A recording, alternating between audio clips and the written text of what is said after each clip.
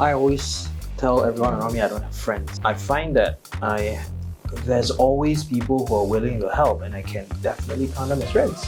You said you're unprepared, and yet you landed the smoothest PR ever to this year's Archifest.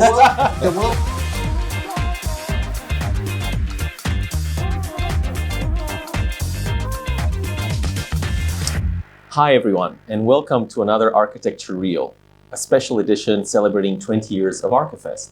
With me today, I am your host. My name is Rizwan Gilik-Miku, and with me we have Chyuan, president of SIA. We have Adrian Lai, Hello. Rene Tan, and Calvin Shaw. Really good to have you all, festival directors, president of SIA. Thank you for having us. Thank you. Oh, it's. I don't think you had a choice. It's the fourth and final brave group of the festival directors, the most recent in memory. And because you are the most recent in memory, I will ask all the tough questions today. Okay. As you should remember, you're this year's festival director as well. So why don't we start with you? Okay. What did it feel like to get handed the keys to Archifest? Well, I must say it's an honor, definitely, to be playing this role for the Singapore Institute of Architects at large.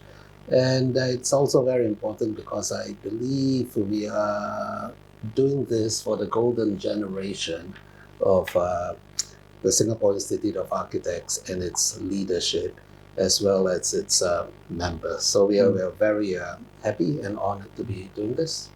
And what did it feel like to do it twice now? This year is your year as well. Well, again, I think it has been an honor, and we are very thankful for the opportunity.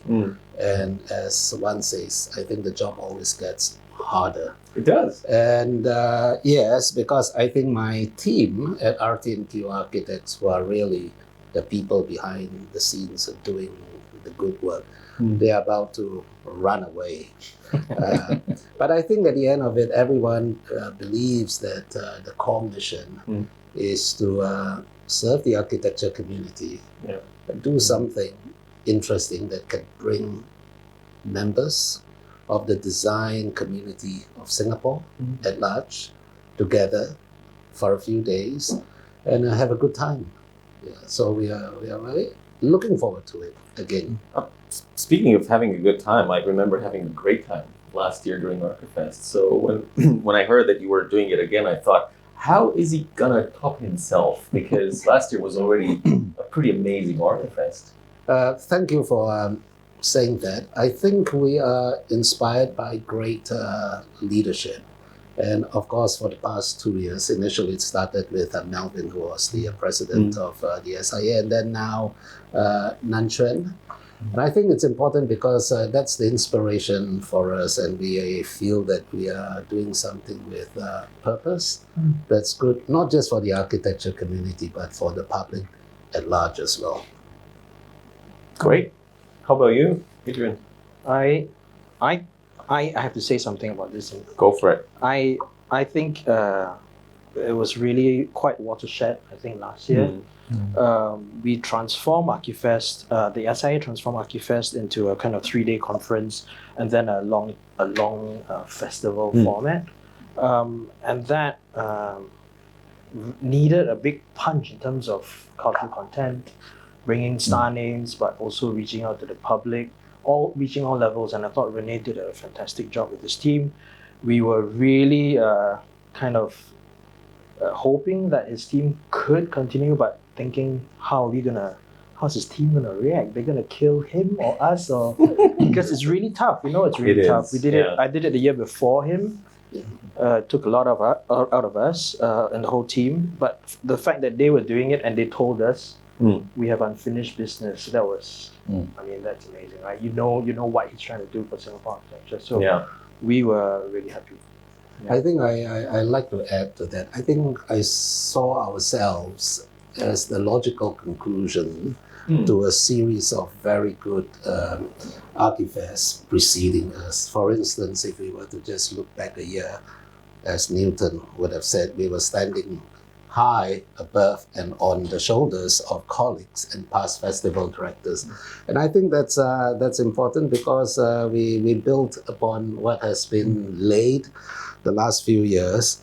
And like a lot of things, I think that was sort of formulaic.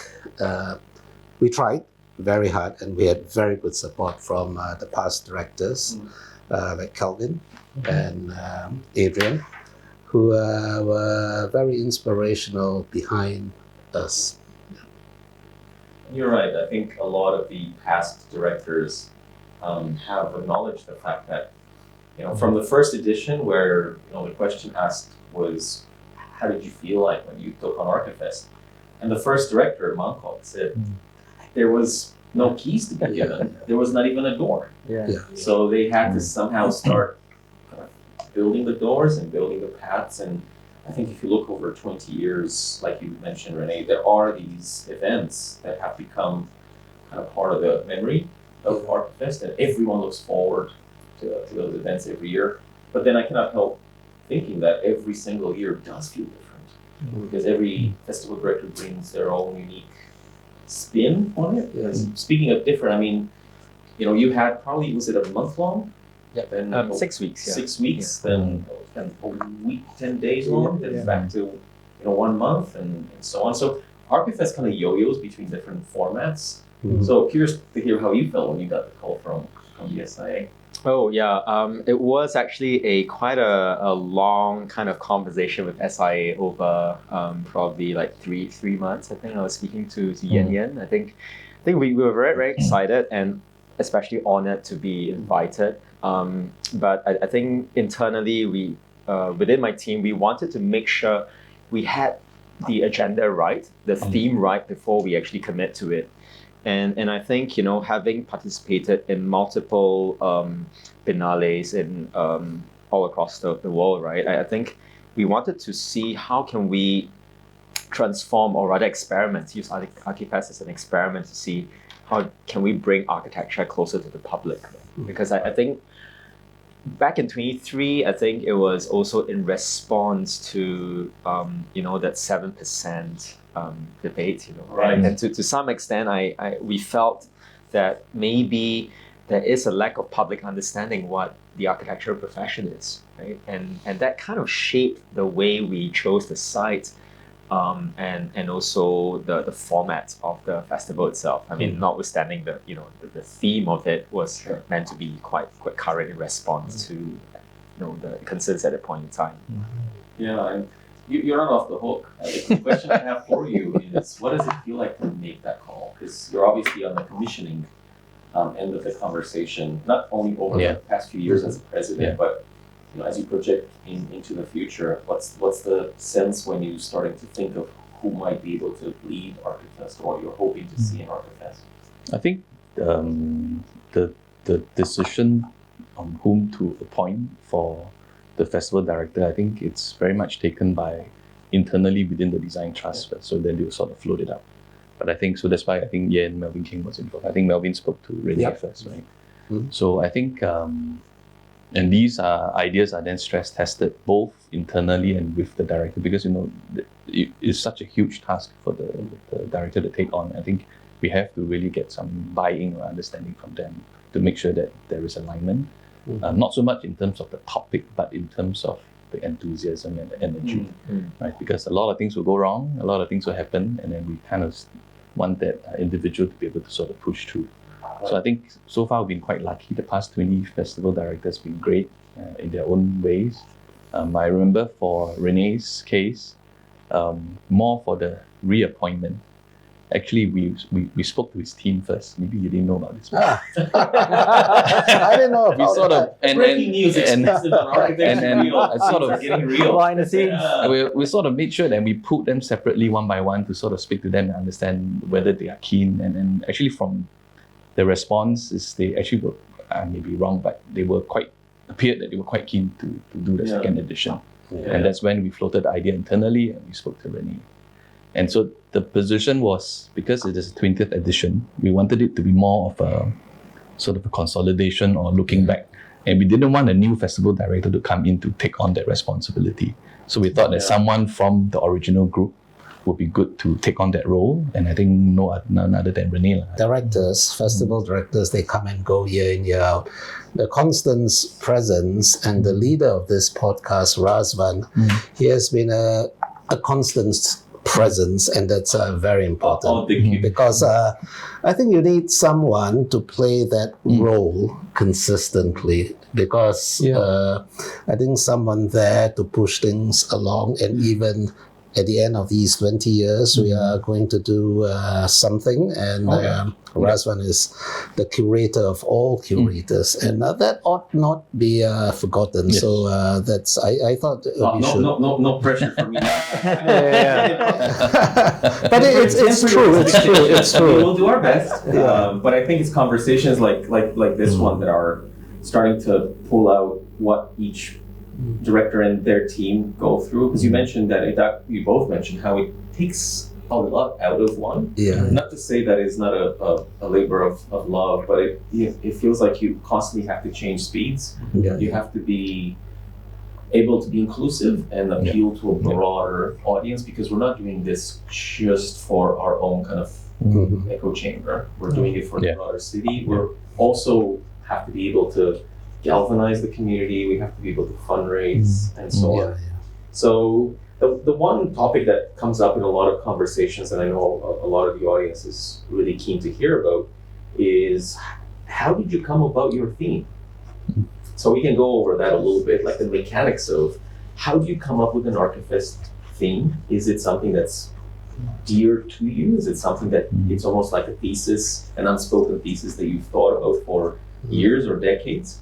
And the second part of the question, we can deal with it later a little bit, is what you were hoping that the audience would get out of it. And did you see signs of that, or did they get something completely different that made you learn something about your own editions? Coming up with that theme was not difficult or painful, because I think a lot of conversations that I've had in previous episodes of the podcast were even granular around the semantics, how love became the order of love, or how evidence became less prosecutorial, became design evidence. So in some cases, you gotta kind of amp it up or soften it. I know in your case, you've done quite a little bit of kind of word puzzles to get the final theme. Do you want to share a little bit about that? Yes.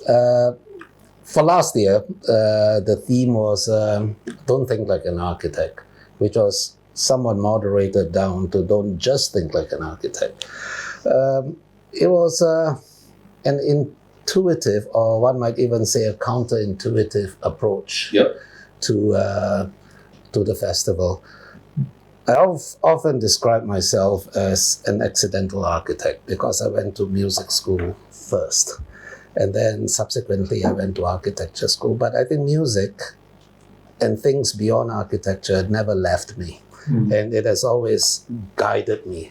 And it's a kind of approach that we ourselves practice. I tell my office, don't think like an architect, because sometimes they show me the most beautiful bathrooms, and then I'll just tell them that it's great, but the only problem is it looks like an architect designed it.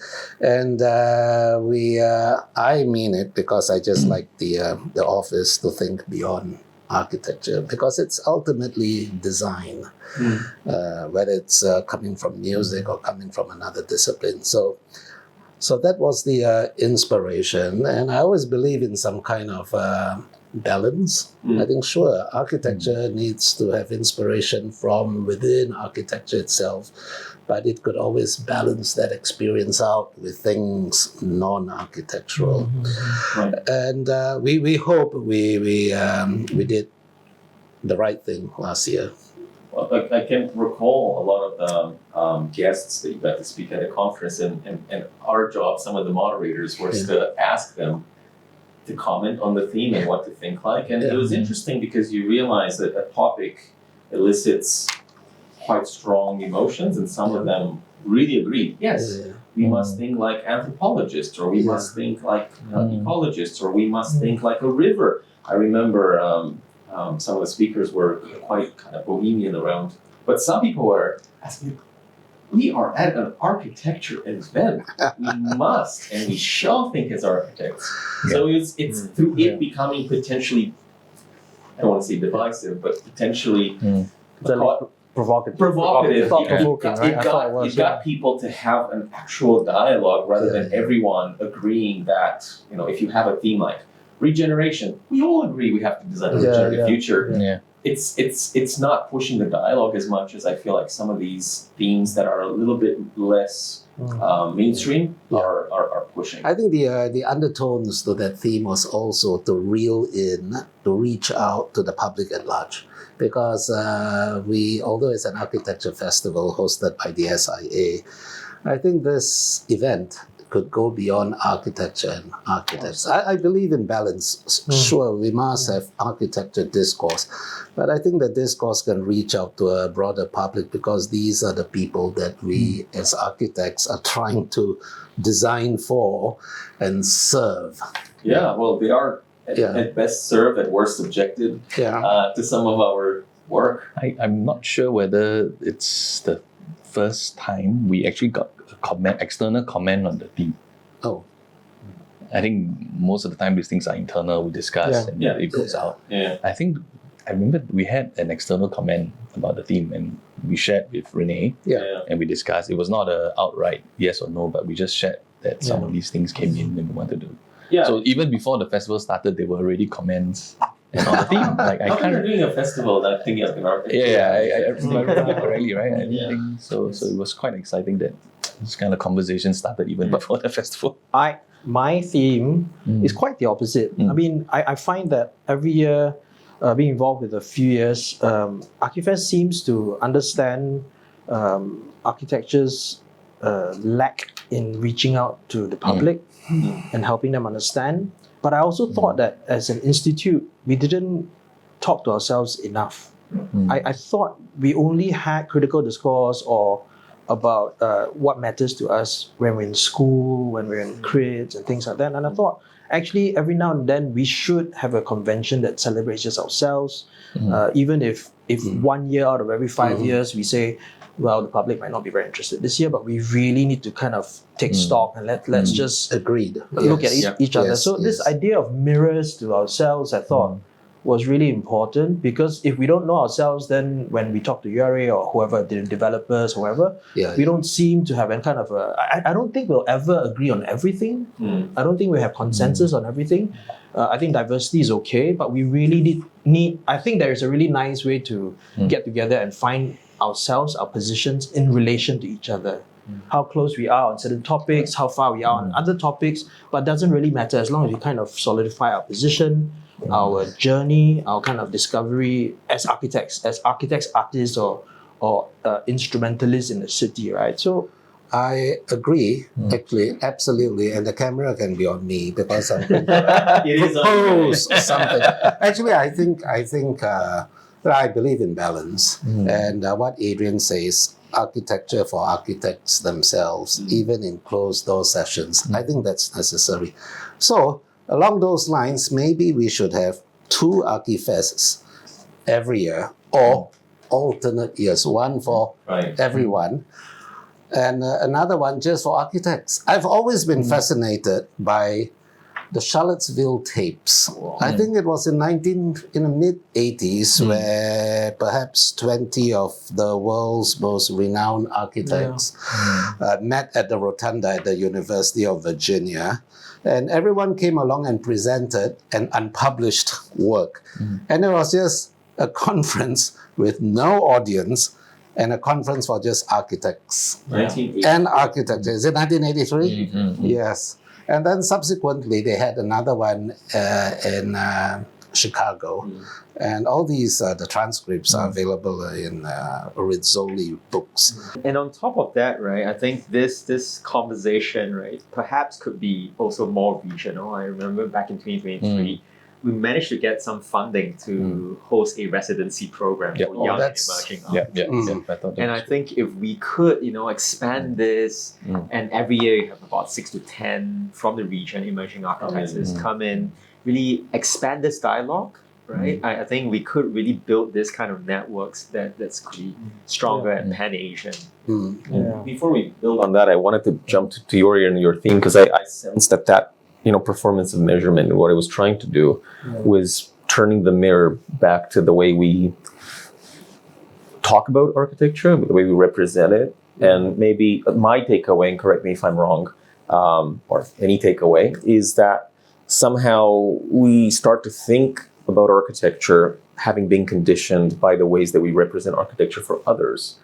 So it becomes a way that we represent it to ourselves, and kind of what you measure is what you care about. You care about what you measure. So what were your takeaways seeing the public, seeing the Venice crowd interact with it, and then bringing it back home during Archifest and seeing it create ripples locally?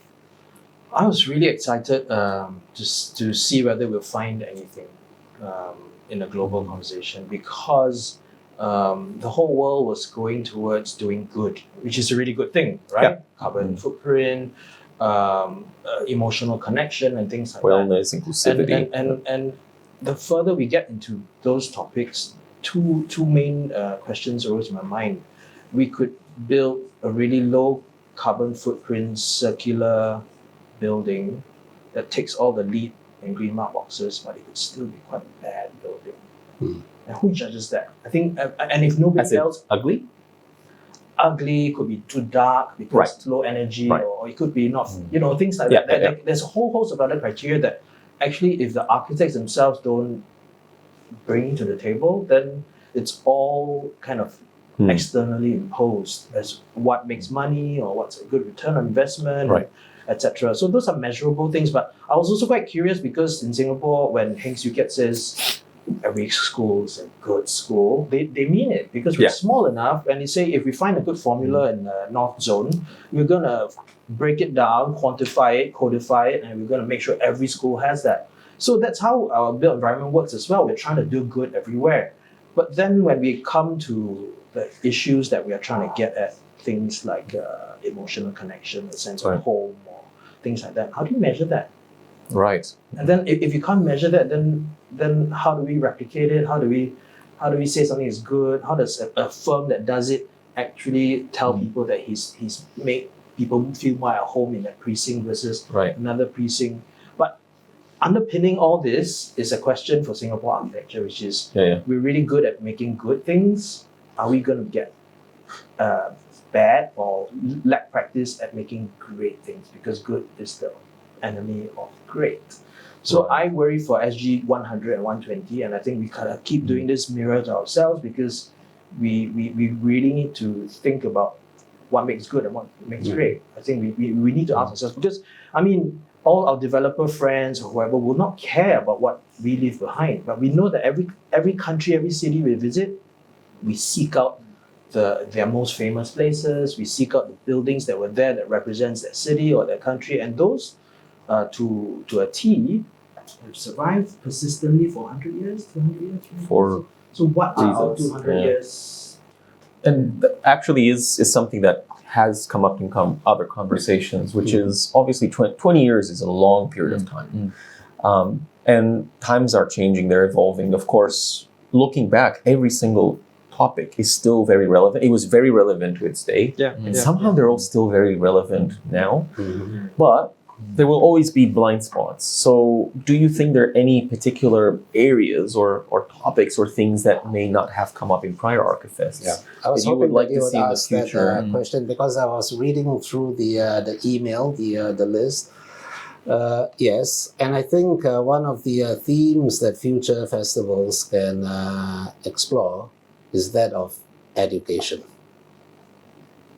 Yes, because I think how does one educate designers, not just architects, but even the population who likes to know more about design and what good design is, because there was something about doing a building that checks all the boxes, but still it comes out in a way that may not satisfy everyone.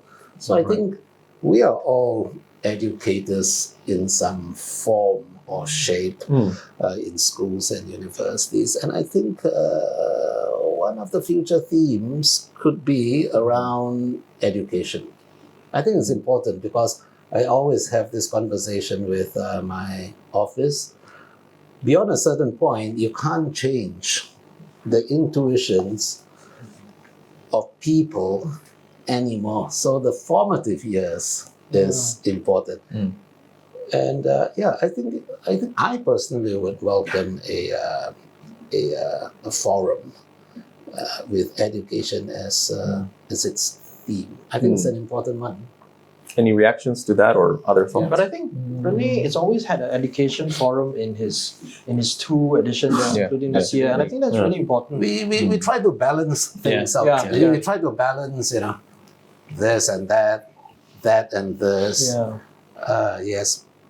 So with the logistical limit of time and days, there's only so much one can do. But I think there could be a forum, an Archifest too, dedicated to just that. I think so because I think all of us are educators, and actually encountering the problem of educating the architect these days is becoming more and more difficult.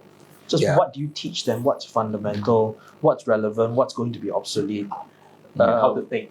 And how to think, and values and things like that. What are the necessary skills if you have to teach them to think? And then what are attendant skills?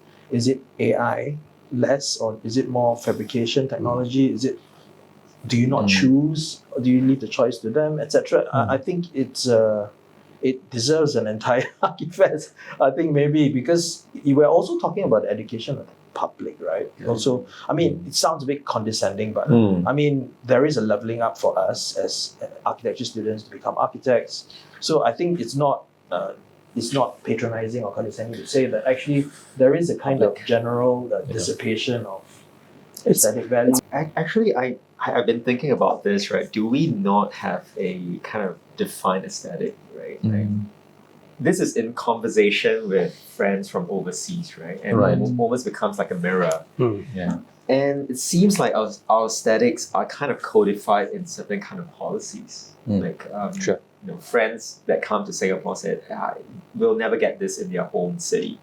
Because certain buildings are just designed through policies, and that's perhaps, maybe we could be at the higher up of the value chain to determine what some of these quote-unquote aesthetics are. Perhaps it's no longer just a kind of materiality or color finishes, which I think we all hold, deeply dear to. But at the same time, I think what gets read from the outside is that it's kind of designed. Singapore is a city that's designed through policies and codes and so on. That's how some of my friends treat Singapore. And maybe that's our aesthetic, right? Now, talking about Singapore and our aesthetics, I think the question is, do we have anything within us, inherent in Singapore, that is valuable? Short answer is definitely yes. And do we have an indigenous sort of architecture? Yes. What could it be? Very possibly the kampong houses. But those are things that, while they are so important to us, heritage and even performance environmentally, no one looks at them. And you ask yourself, why? I mean, one can argue, and I would, that the kampong house is one of the earliest precursors of sustainable architecture. Yet no one is looking at it very carefully. Not even ourselves, which is actually bad. And in Singapore, as a port city, things come in and out, And I think Singapore, and this will reel back to Archifest, I do believe that Singapore can be or even the design hub for architecture. I overheard something about Venice and taking something back. I think the reverse can happen. Because every now and then we speak to people, lunch next week, I can't because I'm going to Venice. Lunch next week, I'm in Milan, So I think Singapore can start playing that global hub for architecture, and it can, because when you look at events at large, Taylor Swift likes coming here, women's tennis loves coming here, the World Architecture Festival loves coming here. So I think Singapore is ready to be a convergence of all these things So that we are smooth. talking about. So smooth. You are Very long answer to your I truly mean it. You said you're unprepared, and yet you landed the smoothest yeah. PR Yeah. ever to this year's Archifest. The World Architecture Festival is a good example. I think Yes. looking back through the history of the World Architecture Festival, it has come to Singapore the most number of times. Yeah. 4 years initially, and then 2 years. That's 6 within their recent history. So there must be a compelling reason why it's sensible for people, the world of design, to converge in Singapore. Particularly. So what was the question again? Importance of physical. The importance of having a physical outcome to Archifest, whether it's pavilions or a project. Yeah, Some people stay Okay. away from the word pavilions, but some people like to see it as a project. I mean, if physical is literally physical, it just struck me. I think we can give, so that people remember the event in a good way. People like mementos. You know, maybe as a door gift. You give everyone attending Archifest a small little, it could be a model, a small replica of the Archifest pavilion, something that people can take home and put on the shelf like a fridge magnet. Right. Because I think the memory beyond the 3 days can and should continue. Yeah. Yeah. And the other takeaway, which not quite a takeaway, but it just came to me, Nanchuan. Having done it twice in a year and having realized how much we have enjoyed doing it and how important it is done in Singapore, and looking at all these past directors, I want to make a proposition. You can decide whether you should edit this or not. Oh, I think the director. this one we will leave in. So I go think for the it. director Okay. of Archifest must always be from within Singapore. Because it's sometimes at some point in our effort Right. to reach out, we could appoint someone else from elsewhere internationally to lead the Singapore Festival. And I personally think, at least at this point, we should not do that, and it should always be from within Singapore. The community. Okay. So you were thinking more of the kind of Biennale model where some people go and appoint a very well-known, Yeah. not having a go at But you. that's cool, just right? me. That's just me. That's just me, and we Yeah. are all members of the Singapore Institute. We are, yeah. And I think, to add a little bit further, I think the biggest takeaway for me is for the attendees, for the global audience, for the Singapore citizens to know that Archifest is really a Singapore Institute of Architects thing. I like them to go away, not really remembering who spoke or how big the audience is, but to remember that the Singapore Institute of Architects has organized this very wonderful thing for Singapore, who's constantly in the state of nation building. Right. Yeah. Well, having participated in some of these global and local biennales, right, where they appoint both a local director and global director. Oh, so I it's a think pair. It's a pair. So some years they work really well together. Some years there were massive fights in a creative way, right? Do share. I think we need to see whether is it productive and what kind of outcomes it gets. It will lead to, right? I think the idea of having this local global kind of straddling of a festival, like how it's kind of organized locally by SIA, right? And have like international audience.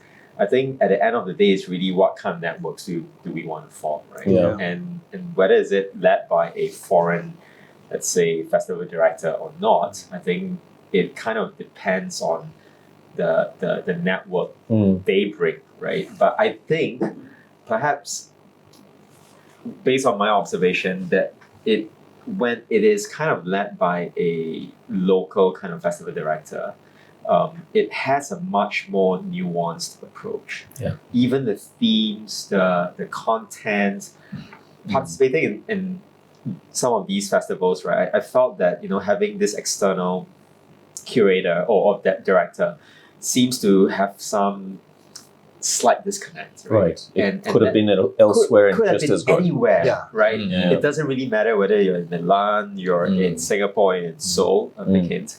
So it is it is important to be kind of rooted, not in terms of what's physically built there, but I think topic-wise and the social cultural nuances of that place.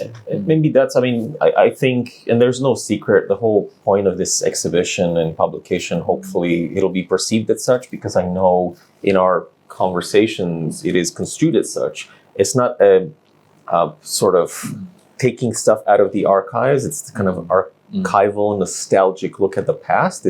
It's really taking stock and thinking about the future, and all these different models for Archifest, because every Archifest has been somewhat different from another Archifest. You know, could there be instances where that institutional memory and the stability you are talking about, so you don't reinvent every single year, you go through a big reboot, brand new director, they have to learn everything from scratch, do a brand from scratch, a website from scratch, fundraise from scratch, like what's the base that we can build together as a community that includes all the connections and sponsors and things that have a long horizon, and maybe a non-executive board that has both end, so you kind of amplify your network. But then every year the curator, instead of doing 100% of the festival from scratch, does the meaningful 30 to 40% that puts the imprint. Is that something that might work?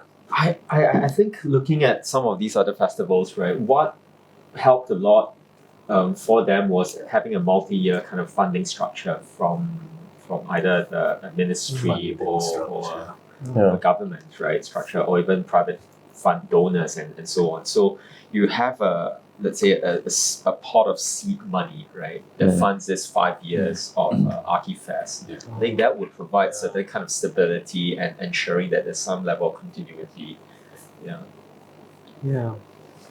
I think I heard the word funding. I think that's critical. We all love that word.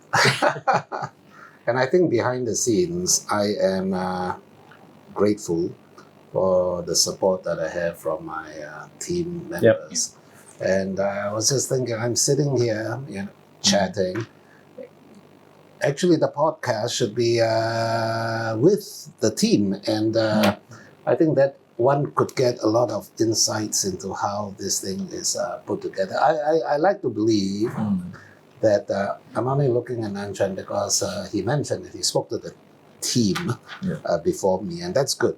I think the team is critical, and in our setup, there are about 7 people, and everyone has got a role, from fundraising to approving guests list, because I put in names into this list, and I don't get everything that I want because there is a director above the director who sort of scrutinizes and approves the list. All good and fine, and I think we need that sort of... Well, she is doing a great job. Yeah, but I think at the end of the day, I like to say that I like to believe, and I have to believe, that we are enjoying and experiencing the golden age of the SIA. And I think my team, circling back to my team, they are very happy to be doing this, largely, and I mean it sincerely, because of the current president of SIA. Everyone loves Nanchan. It's important, there's little bits of human relations. No one wants to do things for people they don't like. And I think our team is very motivated with the SIA and Nanchan's leadership. I think that's important. And I'm happy you went there, because I think every single festival director or committee chairperson, because the festival directorship only came into the picture a few years down the track. It used to be a committee that organized it. And everyone is saying, acknowledging that the conversation has to be expanded every year to at least 10 other people. Because without the support of our friends, of our community outside of, whatever the festival director themselves are representing, they are the festival. And that extends also to patrons of the festival, because it doesn't happen in a vacuum. It extends to people who have the ability and the generosity to help with funding, to help with in-kind programs, to help with venues. And I think that's what we discover, is that the making of a festival requires all these different hands on deck that can bring so much variety as well, and sometimes take the festival theme and run with it and make it their own as well. That I'm keen to find out, were there any specific partners or friends in your year that helped in a way that you didn't expect, or they took on an event and it became something completely different but really energized you? I always tell everyone around me I don't have friends. Thank you, Adrian. No, but through things like Archifest and things that we do, I find that there's always people who are willing to help, and I can definitely count them as friends. And I think this creation of a scene, we sometimes call it a network, sometimes we call it, maybe I like to think of it as a cultural production, and cultural productions need cultural actors, and cultural actors sometimes need to be created. And I think when a cause or some kind of a theme or some kind of something gets us going, passionate, I think then we find kindred spirit. And I think these are the people we find along the way. So I do think that a festival like this is really the production of culture. And then everyone who decides to participate in it, maybe just to taste it and consume it, but then later on see that they're empowered to also be part of the making, the production of this culture. And I think that's how we grow the scene. The scene is really important, because without which then we are but building vendors, right? So I think I have a funny self-conscious reflection on how Singapore, because of its our short history, has to do everything quite self-consciously. So if it's culture products or culture produced self-consciously, is it then artificial? Right? It's kind of, sorry for the kind of, welcome to my convoluted brain. But yeah, thanks for a new anxiety now. I'll think about it when I try to fall asleep tonight. But I do think that having gone through this self-reflection, doing some intentionality, and the people who maybe not as self-consciously follow along and do, I think that's what you do it for. So it might be intentional to you, but then you empower everyone else to kind of follow their passion because they resonate. I think that resonance is what's going to make architecture fun. It's going to make it passionate. It's going to be where we can express our own values. And I think so. If anything, you're talking about your team more than your theme a lot. And I think that really is it, because once your team comes and they bring the people around them along, that's the festival. Then that's the festival. That's the festival. So I think we have to keep doing this, and we have to keep supporting each other. I learned this from the artists. Like every show, every artist and his rival, they all come out. They're all coming out there. They say nice things, and they might backstab each other after that for the same market, but supporting each other in creating the scene actually helps us all. I think so. I think I look forward to the festival because of this. Talking about supporting each other, I think it's timely that I just bring this up. Sure, we have been looking back at 20 years and almost self-congratulating ourselves, but that's only half the story. And I'm only looking at Razvan because he's going to be the curator of the past directors and producing a book and other things. I mentioned this because it's about time to look forward to the next 20 years. And I think we are at a great juncture. And the juncture and the pivot is Razvan, because he still has the energy. He has the vision. Barely just. And I think what you put together, summarizing 20 years of Archifest, I think that's only half the story, because it's going to set the tone for the next 20 years. Absolutely. So I think that's important. We can go on for the next 6 hours talking about what we can reminisce war stories, but I think, and that's probably a really great way to wrap this conversation, which is something that I'm asking every single past director to do, is to, in a very succinct fashion, just to reflect once more back on the theme. You've given props to your team, but just reflect back on your theme very, very succinctly, and maybe reimagine or project that into 2030 and beyond? Mhm. So maybe start with you, Calvin. By 2030 and beyond, I think I think that there was this point. Maybe I would like to go back to the point that I made about what is our aesthetics, right? Singapore is a nation by design through policies and so on. And if we can only project the future by looking back and looking at our current kind of conditions, right? Like I think right now we are seeing a lot of kind of schemes like SG Partnership Office or Lively Places funds, schemes or initiatives that encourage a more kind of community kind of driven kind of ground up activation, right? Participatory. We are seeing a lot of people hosting kind of built environment tours or heritage tours, and they are not trained architects. Right. And increasingly, we see the quote unquote non-professionals, general public, taking an interest in our built environment. I think curation and is really important in an architect's journey.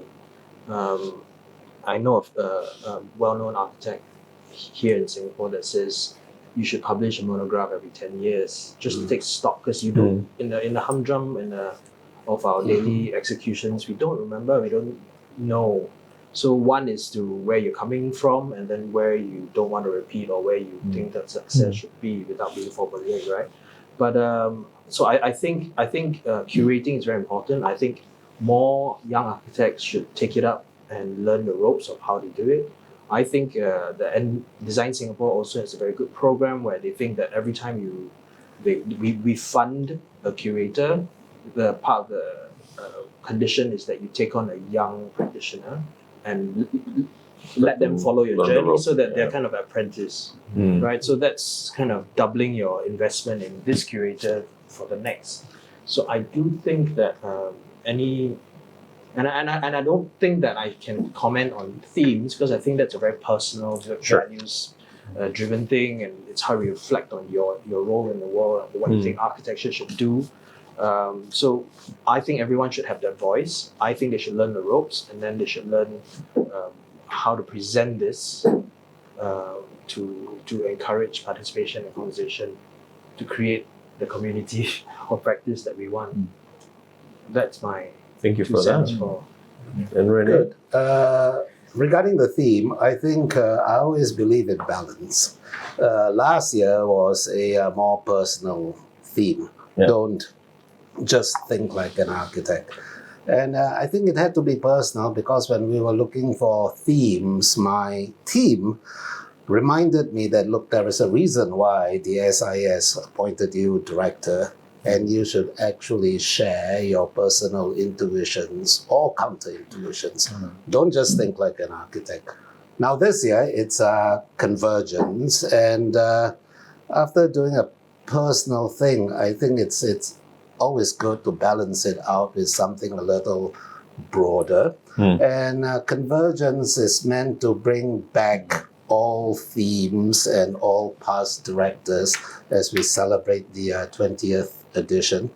But I think what is important is the more I thought about it and how we developed it, I think it's a convergence not just of festival directors, but of values. The core values of Archifest and architecture ought to be design. So when we put all the various themes through all these filters, and what emerges at the end is design, because that is the thing that's going to bring us a better world. Sure, we have other disciplines to sustain us day to day, but it's design, beauty, art that we live for. And I would say that for myself. I think these are the things that we live for. So, in closing, come to Archifest 2026, because we have a bunch of people talking about design, from world's leading hoteliers to deans of universities and educational institutions to supermodels. Yes, so Don't Architectural supermodel. supermodels. Okay. Wow, nice. And probably the last question I obviously have to ask Nan Chen because he's been patiently I waiting. can't beat that answer. I don't have supermodels. That's absolutely fine. We have other types of models exhibited at ArchifestFest, and they'll be to scale, a variety of scales, which is wonderful and diverse. Curious to hear your advice for any future returning festival directors or future directors of Archifest as they kind of take on the mantle and become the next custodians of this cultural project. I think I don't have a specific theme to suggest, and I think that should be always left to the realm, the responsibility of the festival director. I think what we can do from the institute point of view is to build the systems in place to support the future festival director. I think we've been tweaking the model over the years. I think you noticed there's some changes. And I think that's what we'll continue to do. I think it is important that it is sustainable and able to grow. And I think we are trying to grow the festival in different ways. I think so. Our role now is really just to make sure that the back-end system is built up and it's ready to support the next festival director for the next 20 years. So the message is sign up for it. It's a worthwhile challenge and privilege to be leading. I just want to add that thank you for the honor of doing this, and equally, I'm just very grateful to be here amongst colleagues, past directors, and the president of the Singapore Institute of Architects to share a few thoughts. Absolutely, and it's my pleasure to have had you all on this fourth and final podcast for now for ArchitectuREAL, a special edition celebrating 2 decades of Singapore Archifest. Please like this video and subscribe. The podcast is brought to you by the Singapore Institute of Architects. Hey. I did say Archifest last time. Thank you very much. Thank you very much. Thank you.